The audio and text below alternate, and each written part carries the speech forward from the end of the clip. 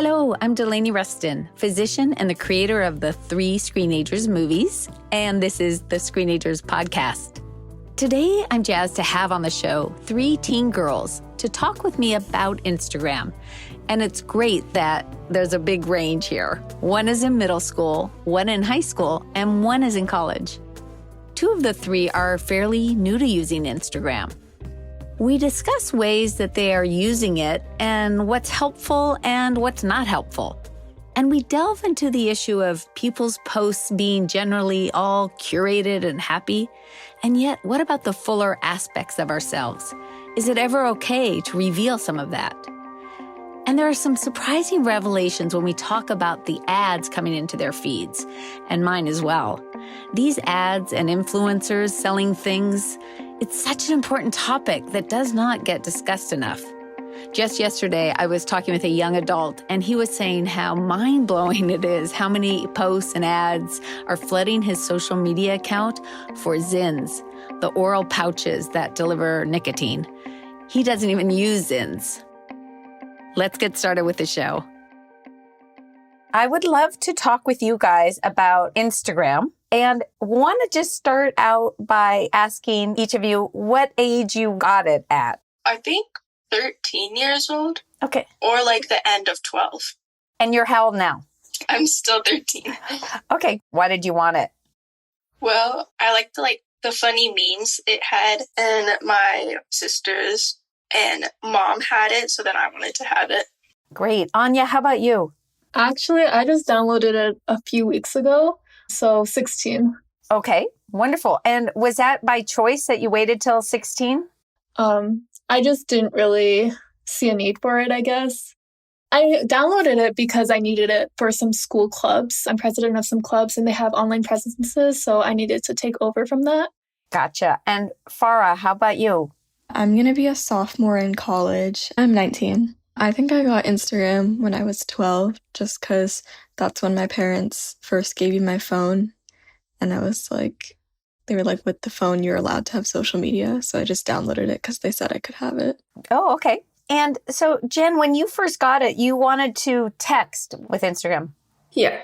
At the top right, you can talk to the other people that you have as friends. You can type, and then you can put on GIFs and images and other things like that. I usually do those. Mm-hmm. Anya, you got it when you were 16. What have you been using for communication otherwise? Just messages. Like an iMessage? Okay, so you're not on Snapchat or? No, just Instagram now. And Farah, how about you? Well, now I mostly use messages just because that's what everyone uses. But when I first got social media, I would probably say that I used Snapchat the most then. But I think as you get older, people tend to use social media a little less. So I just message people now. Wonderful. What is something that you think is really good about Instagram in terms of the memes or messages or news? And everyone's feed is different. But Jen, what do you so far like about Instagram? It's very easy to get into the stuff that you like. I watch and like art because I do art. Mm-hmm. I guess I'd say there's just access to pretty much any information you'd like. Like whatever topic you have more interest in, you can easily search it up and get a lot of results. So it's very good for niche interests or just exploring more about the world, I suppose. And I don't know, it's just really interesting to see what people get up to in their spare time. And as for friends as well, it's good to connect to other people online. What would be an example of something you might look up on Instagram? It could be anything like cake decorating or calligraphy, and you can find your own little niche on there. When I was younger, just to scroll and just see cool things. I'm really into baking, so I got a lot of recipes from Instagram, and also just seeing what my friends were doing, posting with my friends because my friends and I had social media together. But now I use it a lot more to connect with people. What are some things it's feeding you that you like now? In college, a lot of organizations will post auditions or club meeting dates on their Instagram. So it's just a really helpful resource to have. Jan, I want to start with you because you've been on it now for about how long? I think a couple of weeks. And you're just finished 7th grade? Yeah. What things have you noticed that, I could really enticing that you find that you could spend a ton of time going on, like too much time using it? Those little, like, just random posts of just things that happen in other people's life, I guess. Like, just like if like someone finds an interesting bug or something, they post it. I don't know. I see those things will get me distracted because they're so quick, but they're like, there's so many of them. Mm-hmm. And then those like funny jokes or funny memes.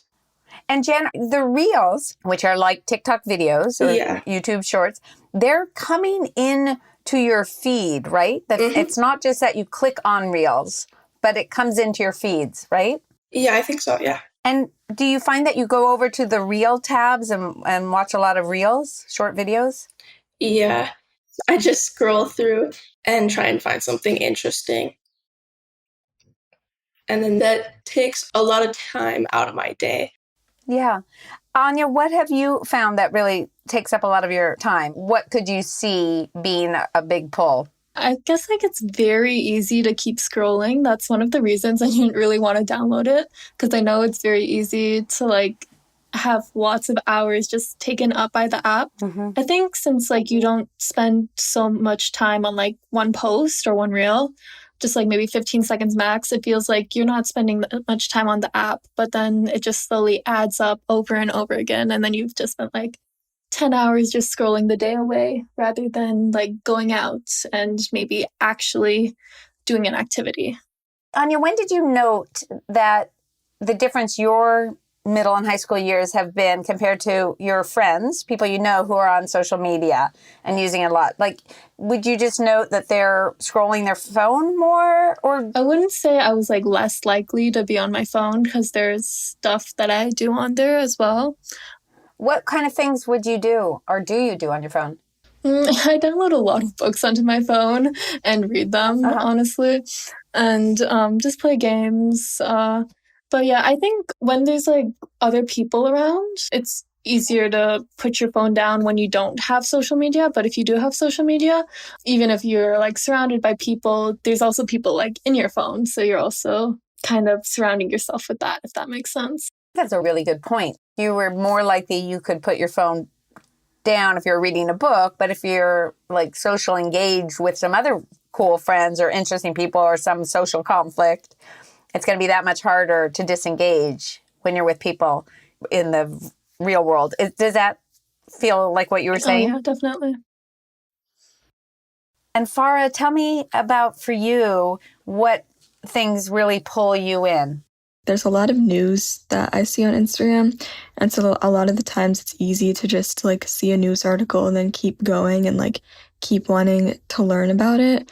So I guess sometimes I just get sucked into that and want to continue reading. And to a certain point, it's definitely good to like stay aware of what's going on in the world, but it also can get overwhelming just because there is so much happening in so many different places right now.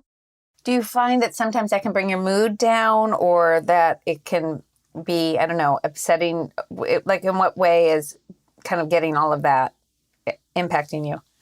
Yeah, I think sometimes it is just a little upsetting when there's so much, because I feel like news outlets tend to focus on the bad and less on the good. So when you're not being fed as much of the good, it feels like there's only bad things going on. And then if on Instagram, like, your algorithm brings you what you interact with. So if I'm only interacting with bad news, then that's all I'm going to see. So sometimes it is like I do just have to put my phone down or like go to a different news outlet and just read something better, just to remind myself that like that's not the only thing that's happening right now, and that like there's other things going on. Let's talk about the ads. You're, like we said, you've had it for about 6 weeks and you just finished 7th grade. And I'm curious what ads you're seeing. Like the ads, like, I haven't noticed much ads, but just like, I don't really know. I haven't noticed them. Okay, Anya, how about you? Yes, I do get ads in my feed, and it's also really like, especially since I think Instagram like can have your location if you want it to. Like when I'm in Maryland versus when I'm in Illinois, I get different ads for like different events that are happening in each area. So it is kind of like unsettling to know that like they know where I am. But other than like event stuff, I do get a lot of like like makeup ads because that's what I'm interested in. So it's a lot of like, oh, like this thing is having this sale, like you should check it out.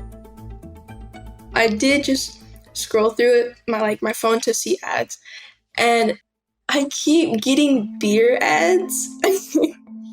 And I just got this ad about Jolly Ranchers. These really random ads. Wow. Let's talk about that a little bit. Screenagers Under the Influence, our third Screenagers film, actually talks about all the alcohol media that gets fed in different ways to people. What beer ads are these? It's like, okay, they're in like these two people in the wilderness, and it always talks about like less is more or something. I don't know. It says something like that. So let's go out with somebody into the woods and bring alcohol and see what happens. Basically. Lovely. Does it say what company it is? I think I skip it before I see the company. Okay. Any other ads you're seeing? Yeah, I'll just go through real quick. I got one for Twix. I don't know, I guess just generally I ignore them. Twix candy. Still scrolling through. I got one for Gatorade. Okay. So clearly not age appropriate for 13-year-olds to get alcohol ads. That would be about 8 years off of time. Yeah. Farah, how about you? Can you scroll into your ads? Yeah, I can check really quickly what there is. Oh, and I'm going to do this too. I just got an ad for a diamond. It says a free diamond bracelet from some diamond company. So, Diamonds Direct. There's a lot of jewelry stuff on here. I got another one for this one is a small business jewelry store. And they're just advertising like one of their necklaces. I keep getting food ads. Oh, yeah. What kind of food, Jen? Like Reese's and Jolly Ranchers. I keep getting Reese's ads. I get one for a hairbrush that's also a dryer that curls your hair. Then I see a friend's post. Then I get a lot on dancing and stand-up comedy because I like those things. Oh, and then the fourth one down, you guys, I get a sponsored ad for another hair curling thing. Now I'm seeing another comic. And makeup, fourth one down, makeup. I don't even wear much makeup, but anyway. Oh, here's one for Pilates. 2 posts. I am getting literally about 3 posts and then I get an ad. It's like that for me as well. I guess I'm just now realizing like just how many ads there are in my feed. It's true, these ads, they fly under the radar. They really can. And it makes me think about this very interesting study in which researchers randomized young women into 2 groups. One of the groups were shown images of extremely thin women, and another group was shown images of average-sized women. And the thing is, the images that they were shown were literally just flashed on the screen for 20 milliseconds. So it was way too fast for anybody to be consciously aware of what they were actually seeing. And then when they did these evaluations right after of the participants, they found that those who had been flashed these images of the very thin women were significantly more likely to say that they were having body appearance anxiety, to report not feeling good about their looks. So it really makes you think. The idea of like subliminal messaging, it's kind of scary because there's this platform, this corporation that's like totally business minded and has access to so much of your information, and everybody uses it. Pretty much like a very large percentage of people in the world uses Instagram, TikTok, Snapchat, social media, just in general. So the idea that they can influence you in this way, almost like brainwashing, but more like, yeah, just like an influence you to your behavior, what you do. It's just like kind of scary, that idea that you don't really have that free will of your own. Particularly if we just calculate how many hours, right, people are spending on it, that is going to have that impact. Farah, do you have anything to add to that? Yeah, I was just gonna say, like, how you're talking about how the women unconsciously felt worse about themselves. I think social media, one of the biggest things that people struggle with when having it is comparison, because I don't think influencers make it really clear that social media is only the good parts of their life and not the bad parts. So then it's really easy for someone to look at that life that they're posting online and just compare themselves and be like, oh, like, I'm feeling bad about myself now because my life isn't like that. And let's go to constant comparison, because talk about the mental health effects of social media and Instagram that can happen, that there are these micro moments of feeling, not even necessarily conscious of it, but feeling a comparison. What I think is so fascinating is what you just touched on, Farah, is that we have this idea, well, we got to keep reminding ourselves, or young people, that, everyone's just showing their good sides. I think my feeling is, even with that knowledge, starting at age, 10, or whatever, people can understand that perspective. Even if you deeply know it and people say, oh, we got to keep telling the young people that these are curated. I think it doesn't make a difference, that we know that. And in fact, it just kind of backfires, right? Young people are going to teens are going to just drown us out, not listen to adults who say that. What do you think about that, Jen? I think even as much as you tell yourself, like, oh, it's only the good parts, it's like you're not actually seeing the bad parts, so it's not leaving as much of an impact in your brain. But if people were to post like the fuller version of themselves, then it's easier for us to get it in our head rather than us just telling ourselves. It's better to see it. Mm-hmm. Yeah, I do feel like, because then you could like relate more to the other people, and then you wouldn't feel as like bad with yourself, I guess. Yeah. It's interesting. I'm going through some emotional stuff in life, and I decided, because I post on Facebook, I didn't want to be always just posting the highlight reels. And so I said, I saw this pink house. It made me feel a little better. I also called family, and I texted some friends. And thanks, for being there, everyone. I know a lot of my friends are on this platform, and it's just a little bit of a hard time. And I can't tell you how helpful it was. A friend stopped at my door and brought me something, and people were reaching out more, and so many kind posts.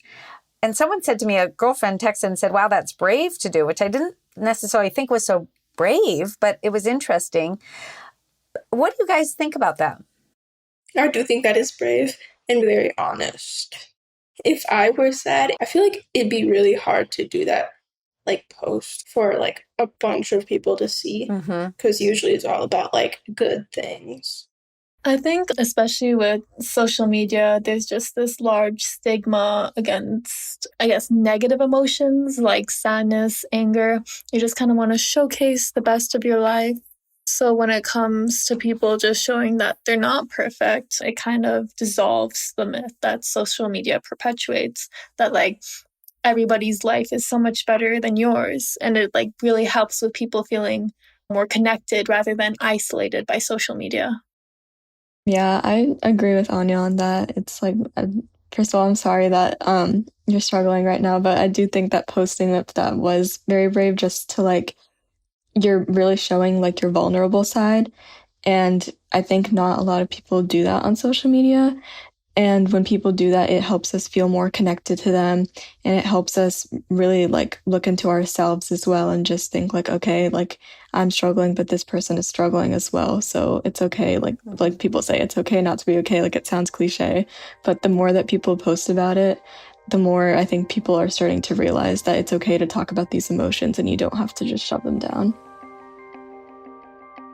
What about the fact, and I know this happens particularly with my daughter who's now in college, but going on this journey with her since she was 13 and had Instagram, the fact that sometimes people will, as teens, post that they're not doing well. Sometimes it's publicly, but maybe just to their friends. And then they can almost get a backlash, like, oh, she's just doing that to get attention. Have you guys seen that? I mean, I definitely see people who post certain things that seem a little bit outrageous and like far-fetched, but I think at the end of the day, like, I have no idea what they're going through, and that genuinely could be what's happening in their life. So I feel like I'd rather just assume that they're not doing it for attention and that they are actually struggling, because I would never want to diminish someone else's struggles, especially if they're choosing to come on social media and like express that they're struggling and that they need help. Oh, that was so beautifully put. You started out by saying they post things that are, like, what would be an example that you think you've ever seen? I guess there was this one video on TikTok and Instagram of like this girl who was going through a breakup, and she was crying like really bad and showing her emotions in like a not really normal way. Like, I don't know how to describe the video. Kind of exaggerated. Yeah.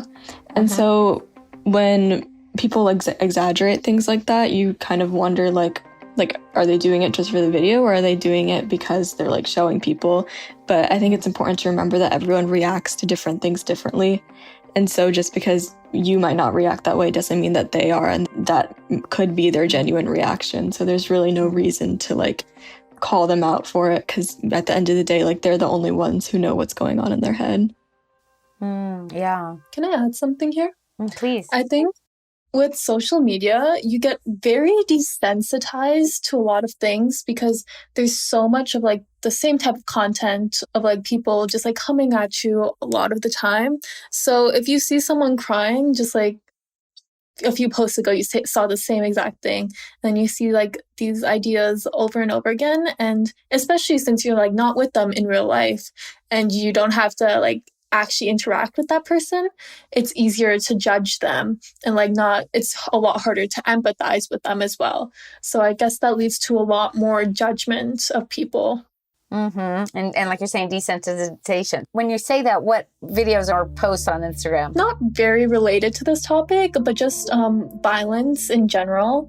Like, the nice thing about social media is that you have so much access to information, any type of information. But that's also the downside, especially with like young children. They can like reach a lot of very violent imagery. Like, a family member I have, he's 8, and he was like watching YouTube Shorts videos of like Uncanny Valley, which is based on just extreme horror, and it was like skits of people getting beheaded.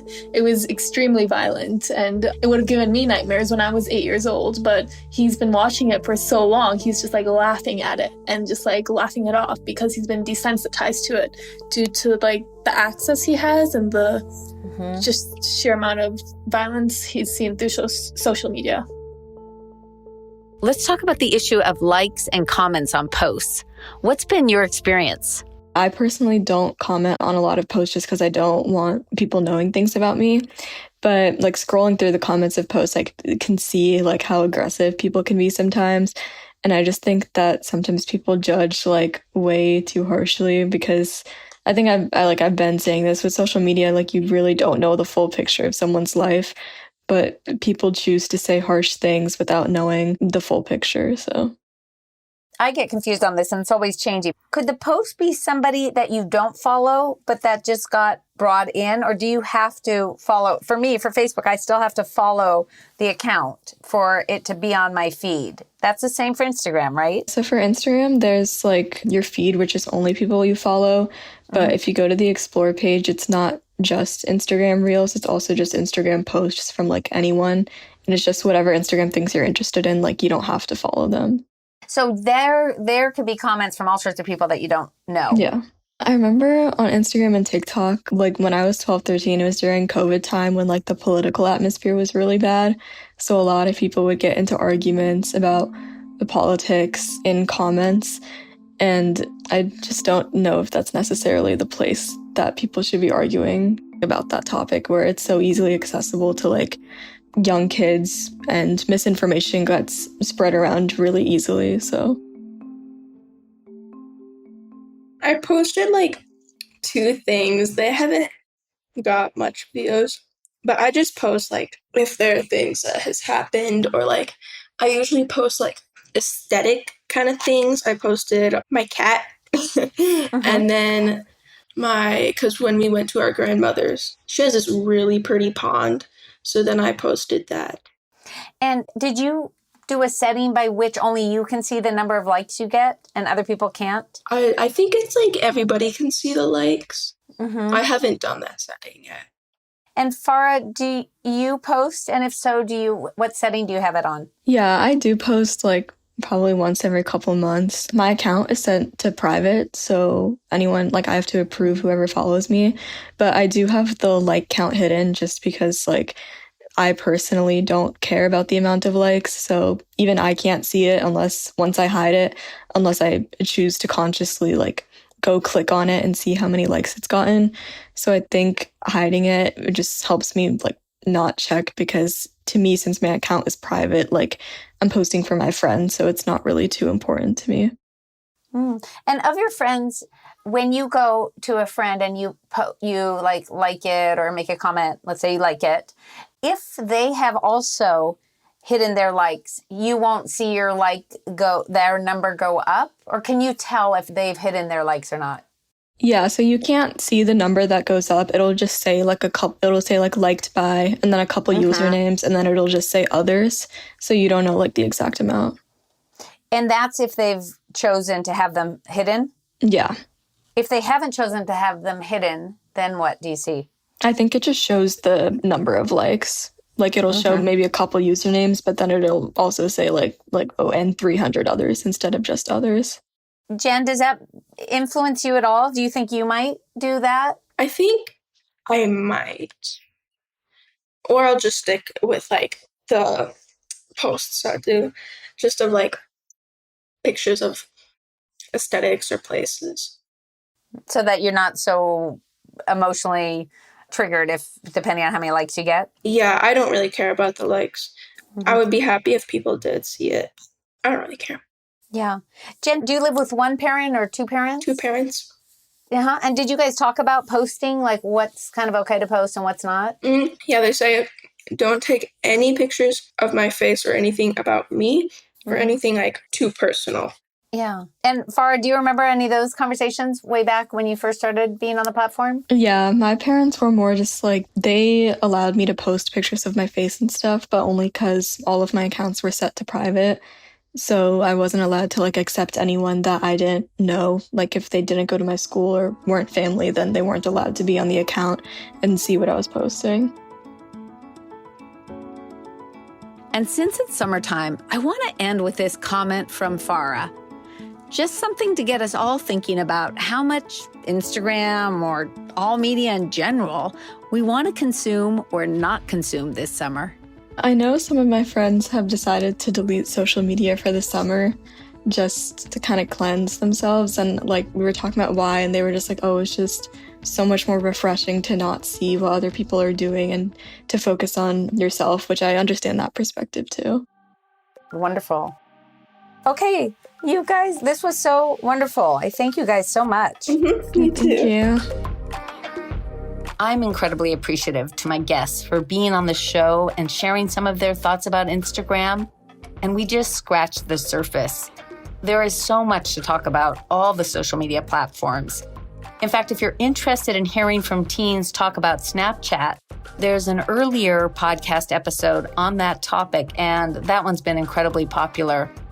You can also go to the Screenagers movie website and use the toolbar to put in social media, and you'll get lots of blogs that I've written about this, which has an incredible amount of data and all sorts of solutions. Thanks for listening today. And please follow the Screenagers podcast, which is the same thing as subscribing. And rate and review it if you have a minute. This really helps spread the word. We have show notes at screenagersmovie.com, where you can also learn about our 3 Screenagers movies, sign up for my weekly blog about parenting, and search topics of hundreds of past blogs. Meanwhile, we'd love to hear your ideas for future podcast episodes. Email me at delaney@screenagersmovie.com.